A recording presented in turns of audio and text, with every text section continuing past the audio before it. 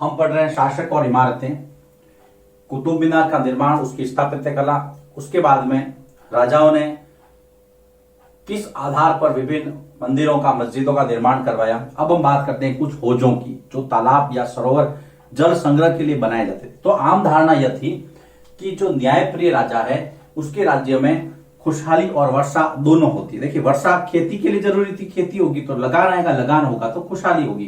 तो कहने का मतलब यह है, आम धारणा यह थी, आम धारणा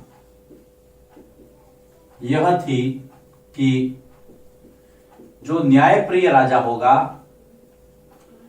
न्यायप्रिय राजा के राज्य में खुशहाली और वर्षा होगी।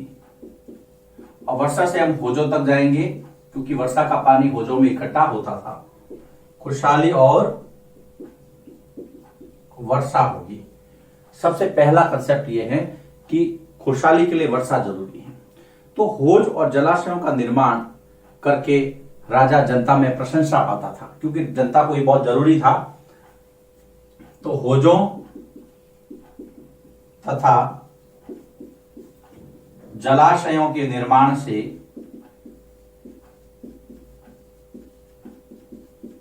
राजा जनता में प्रशंसा पाता था। अब हम पता करते हैं कुछ होज और जलाशय। सुल्तान इल्तुतमिश ने पुराना जो दिल्ली था, जिसको दिल्ली एक कोना कहते थे, उसके पास में सुल्तान इल्तुतमिश, जिसके बारे में आपने दिल्ली के सुल्तानों में पढ़ रखा है, सुल्तान इल्तुतमिश ने दिल्ली एक कोहना या दहली एक कोहना, जो पुराना शहर कहते हैं हम इसको, दिल्ली एक कोहना के पास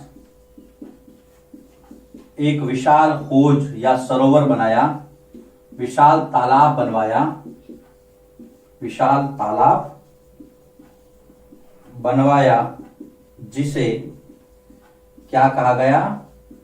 होज ए सुल्तानी, जिसे होज ए सुल्तानी कहा गया। आगे चलते हैं। जब होजों और सरोवरों की बात हो रही, तालाबों की बात हो रही है, तो हम आगे बढ़ते हैं। अमृतसर पंजाब के अंदर, अमृतसर में सिखों के चौथे गुरु, सिखों के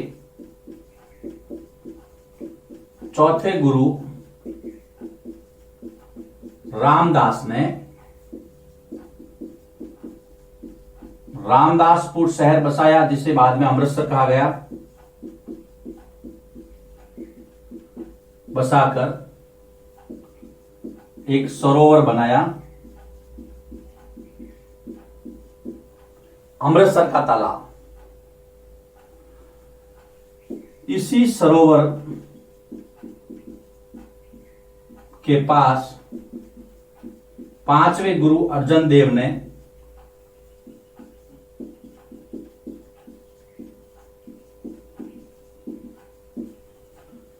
हरमंदिर साहिब अर्थात स्वर्ण मंदिर। क्या विशेषता है? ये सिखों का सबसे बड़ा गुरुद्वारा है, याद रखना। सिखों का सबसे बड़े गुरुद्वारा का निर्माण करवाया। तो ये भी सरोवर है अमृतसर के अंदर, स्वर्ण मंदिर जिसके किनारे स्थित है, रामदासपुर शहर, और वहां पर एक सरोवर बनवाया, और वहां पर उसके बाद में स्वर्ण मंदिर। तो ये खोजों की परंपरा जो है, वो तालाबों की परंपरा, सरोवरों की परंपरा बहुत पुरानी है। अब हम आगे बढ़ते हैं कि जो मंदिर थे उसको नष्ट क्यों किया गया। अगला जो टॉपिक है उसमें लिखा है मंदिरों को क्यों नष्ट किया गया। खोजों वाला टॉपिक यहां पे समाप्त होता है। मंदिरों को क्यों नष्ट किया गया, मंदिरों पे आक्रमण क्यों होते थे, राजा का इसके पीछे क्या मकसद होता था। तो देखो, सबसे पहले आपको यह समझना है कि जो मंदिर है उससे राजा की प्रतिष्ठा जुड़ी होती थी। तो यदि राजा के राज्य को खत्म करना है, उसको अधिकार में लेना है, तो पहले उस मंदिर पर आक्रमण करना है। तो मंदिरों से राजा की प्रतिष्ठा, वैभव, शक्ति और भक्ति का प्रदर्शन होता था। तो इसको शुरू करेंगे हम कि मंदिरों से राजा की प्रतिष्ठा, शक्ति, उनका वैभव तथा भक्ति का प्रदर्शन होता था। ये इसकी हमने शुरुआत कर दी इस टॉपिक की कि अगर कोई राजा मंदिर बनाता था तो उससे वो सिर्फ भक्ति प्रदर्शित नहीं करता था, उसका वैभव, उसकी शान और शौकत, उसकी प्रतिष्ठा, ये सारा वो लोगों को बताता था। जब आक्रमण होता था तो आक्रमण के समय मंदिरों को निशाना इसीलिए बनाया जाता था। आक्रमण के समय राजा की कीर्ति को नष्ट करने के लिए, राजा की कीर्ति को नष्ट करने हेतु क्या किया जाता था? मंदिरों को निशाना बनाया जाता था। नष्ट करने हेतु मंदिरों को निशाना बनाया जाता था। फिर आगे मंदिरों को निशाना बना दिया। 9वीं शताब्दी में, याद रखना आप, 9वीं शताब्दी में जो पांड्य राजा था, पांड्य राजा श्रीमर वल्लभ ने, याद रखना ये सिलेबस में दिया इसलिए मैं बता रहा हूं, 9वीं शताब्दी में, यहां लिखता हूं मैं, 9वीं सदी में पांड्य राजा श्रीमर वल्लभ, नाम याद रखना आप, 9वीं शताब्दी में पांड्य राजा श्रीमर वल्लभ ने सिंगल द्वीप तथा श्रीलंका पर आक्रमण किया। श्रीलंका पर आक्रमण किया, समुद्र पार श्रीलंका पर आक्रमण किया। तब वहां का जो शासक था श्रीलंका का, राजा सेन प्रथम, उसको उन्होंने हराया था। श्रीमर वल्लभ पांड्य राजा, जिसने दक्षिण में आक्रमण किया श्रीलंका पर, और राजा आक्रमण किया राजा सेन प्रथम। ये 9वीं शताब्दी के मध्य की बात है, 831-51। राजा सेन प्रथम को इन्होंने हराया। किसने? श्रीमर वल्लभ ने। उस समय वहां का बौद्ध भिक्षु इतिहासकार धम्मकीर्ति था, उसने लिखा है, बौद्ध भिक्षु तथा इतिहासकार, नाम है धम्मकीर्ति। धम्मकीर्ति इस आक्रमण का वर्णन करता है और लिखता है कि श्रीमर वल्लभ यहां से महात्मा बुद्ध की सोने की मूर्तियां और भी जो देवी देवताओं की मूर्तियां थी वो अपने साथ ले गया। तो हम कह रहे हैं कि मंदिरों को क्यों? क्योंकि राजा जो सेन प्रथम था उसकी कीर्ति वहां के बौद्ध मठों मंदिरों से ज्यादा बताई जाती थी कि यहाँ का राजा इतना प्रतापी है, तो इन्होंने भी यही किया। अब आगे एक और अच्छा एग्जाम्पल देखेंगे हम कि किस प्रकार से इन्होंने मंदिरों को आक्रमण किया। देखिए, लिखते हैं, इसको वापिस समझते हैं। लिखते हैं क्या? इधर देखो, सबसे पहले हमने होजों की बात की थी कि जब खुशहाली और वर्षा ज्यादा होगी जिस राज्य में, वो राज्य ज्यादा खुशहाल होगा। तो होज और जलाशय के निर्माण से राजा जो है जनता में प्रशंसा पाता था कि राजा बहुत अच्छा है, हमारे लिए पानी की व्यवस्था कर रहा है। इल्तुतमिश ने दिल्ली एक कोना यानी कि पुराने शहर के पास में एक होज सुल्तानी का निर्माण करवाया, ये ध्यान में रखना है आपको। फिर अमृतसर पंजाब के अंदर सिखों के चौथे गुरु रामदास ने अमृतसर शहर, रामदासपुर जिसका बाद में नाम क्या हो गया, अमृतसर शहर बसाया और वहां पर एक तालाब बनवाया, सरोवर बनवाया, जहां पर 5वें गुरु अर्जन देव ने हरमंदिर साहिब अर्थात स्वर्ण मंदिर, सिखों के सबसे बड़े गुरुद्वारे का निर्माण करवाया। रामदासपुर शहर का बाद में नाम अमृतसर कर दिया गया, याद रखना। फिर हमने नया टॉपिक लिया, मंदिरों को क्यों नष्ट किया गया। तो मंदिरों से राजा की प्रतिष्ठा, शक्ति और वैभव का प्रदर्शन होता था। आक्रमण के समय राजा की कीर्ति को नष्ट करने के लिए मंदिरों को निशाना बनाया जाता था।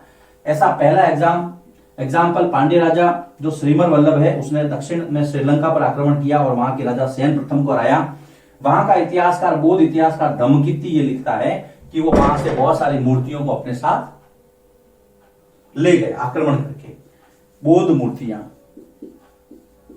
बौद्ध मूर्तियां अपने साथ ले गया, वो याद रखना। अब हम अगला एग्जाम्पल समझते हैं कि मंदिरों को निशाना क्यों बनाया गया। पहले आप इसको नोट कीजिए, इसके बाद में इसी वीडियो को हम आगे बढ़ाते हैं। जिस प्रकार से दक्षिण भारत से श्रीलंका पर आक्रमण होता, इसी तरह से श्रीलंका से भी जो राजा था सैन द्वितीय, सिंहली शासक, सिंहली मतलब श्रीलंका का शासक, सिंघल द्वीप कहते थे उसको, तो सिंहली शासक सैन द्वितीय ने अपने सेनापति को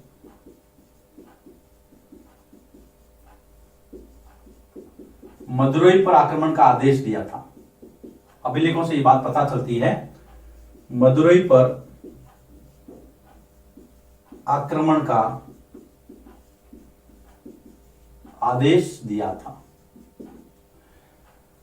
फिर एक और अच्छा एग्जाम्पल देखते हैं मंदिरों पर आक्रमण का, कि चोल शासक जो राजेंद्र प्रथम था उसने क्या किया। देखिए, चोल शासक राजेंद्र प्रथम, इस चोल शासक राजेंद्र प्रथम ने अपने जो भी अभियान चलाए युद्धों के, उसमें वो जहां जाता वहां के मंदिरों की मूर्तियां उठा करके लाता था। इसका मतलब मैंने उसको विजिट कर लिया वहां के राजा को। तो चालुक्यों से उन्होंने सूर्य पीठिका, देखिए चालुक्यों से क्या प्राप्त किया, चालुक्यों से सूर्य पीठिका, देन गणेश की मूर्ति, दुर्गा की मूर्ति, सूर्य पीठिका, गणेश मूर्ति, दुर्गा की मूर्ति। उसके बाद में जो पूर्व के चालुक्य थे, पूर्वी चालुक्य,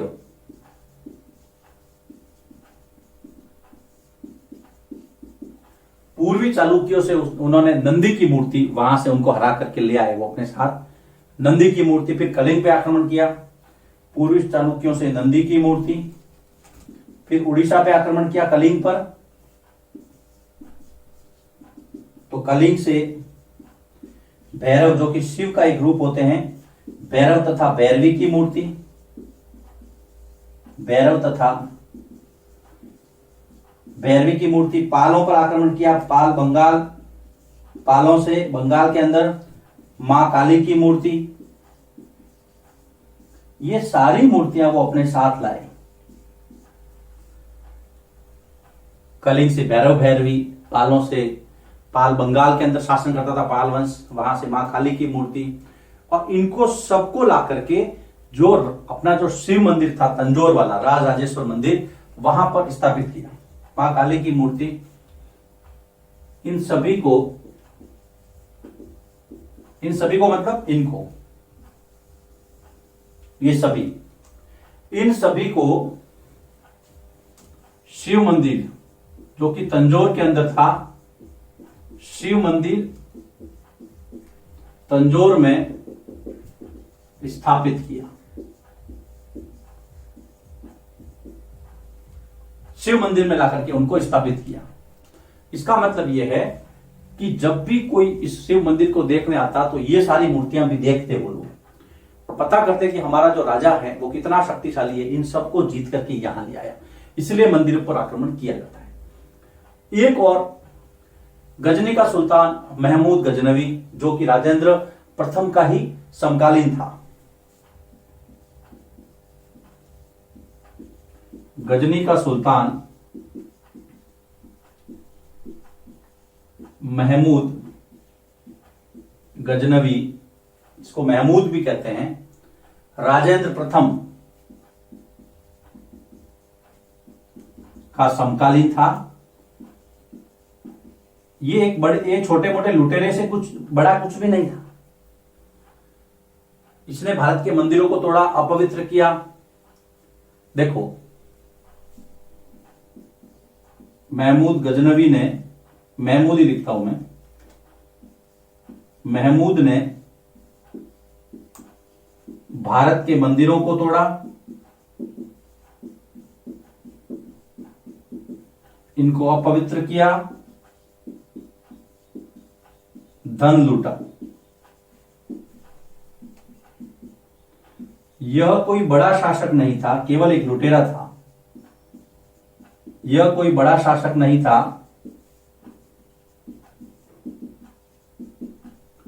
यह इस्लाम को मानने वाला एक लुटेरा था। इस्लाम को मानने वाला एक लुटेरा मात्र था, याद रखना। लेकिन इसने मुसलमानों की नजर में अच्छा बनने के लिए, मुसलमानों के मन में सम्मान और निष्ठा प्राप्त करने के लिए उसने ऐसा किया। उसने ऐसा क्यों किया? मुसलमानों की दृष्टि में सम्मान पाने के लिए ऐसा किया इसने। सम्मान पाने के लिए ऐसा किया। तो ये बेटा, ये जो टॉपिक है, मंदिरों पे आक्रमण क्यों होते थे, उसकी हमने वजह और उसके कुछ एग्जाम्पल जो आपके सिलेबस में दिए हैं वो बताया। सबसे इंपॉर्टेंट है राजेंद्र प्रथम, जिसने इतने सारे, देखो, चालुक्यों से, पूर्वी चालुक्यों से, कलिंग से, पालों से ये सारी मूर्तियां ला करके अपने यहाँ स्थापित की। उसके बाद में महमूद गजनी का जिक्र आता है, जिसने भारत के मंदिरों को लूटा और वास्तव में वो एक लुटेरा था। और इस्लाम की नजर में अच्छा बनने के लिए उसने कहा कि बुद्ध शिकन मूर्ति भंजक, मूर्तियों को तोड़ने वाला मैं, इस्लाम को मानने वाला एक सच्चा मुसलमान हूं। इसने ऐसा कहा। तो ये है, आपको पता ही है, 1025 में इसका सोमनाथ पर आक्रमण इसके लिए काफी फायदे वाला आक्रमण था। चलिए देखिए इसको। इसके बाद में हम इस चैप्टर के अगले टॉपिक की ओर बढ़ेंगे। बाग, मकबरे और किले, स्थापत्य कला की शुरुआत एक नए ढंग से करेंगे। चलिए लिखिए इसको, फिर हम अगले वीडियो की तरफ आगे बढ़ते हैं।